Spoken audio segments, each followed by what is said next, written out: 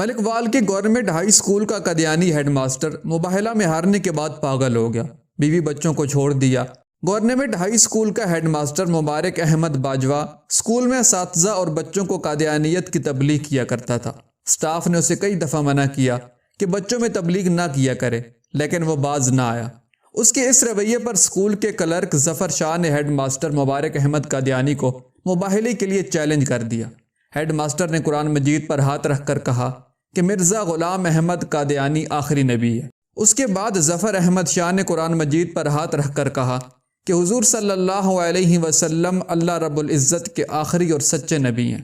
دونوں نے قرآن پر ہاتھ رکھنے سے پہلے کہا تھا کہ جھوٹے کا انجام خود سامنے آ جائے گا۔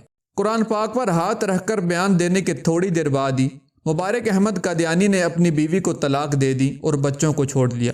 اس کے بعد وہ فوراً لاہور چلا گیا۔ وہاں سے لنڈا بازار سے کئی پینٹیں اور شرٹیں خریدیں۔ واپس آنے پر ہر 5 منٹ کے بعد ایک بدل کر دوسری پہن لیتا۔ اس واقعے سے پہلے اس نے داڑھی رکھی تھی، لیکن اب داڑھی اور مونچھیں بالکل صاف کروا دی ہیں۔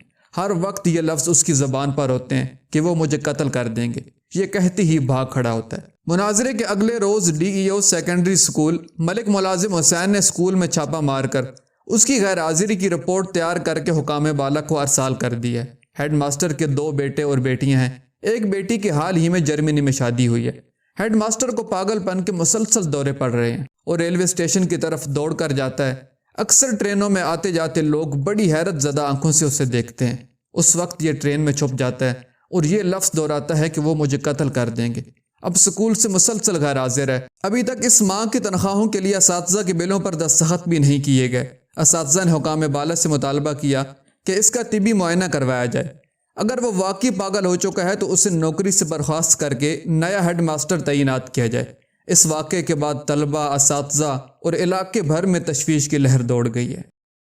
دوستو، اگر آپ کو ہماری انفارمیٹیو ویڈیو پسند آئی تو پلیز اس ویڈیو کو لائک اور ہمارے چینل کو سبسکرائب کر دیں۔ جزاک اللہ۔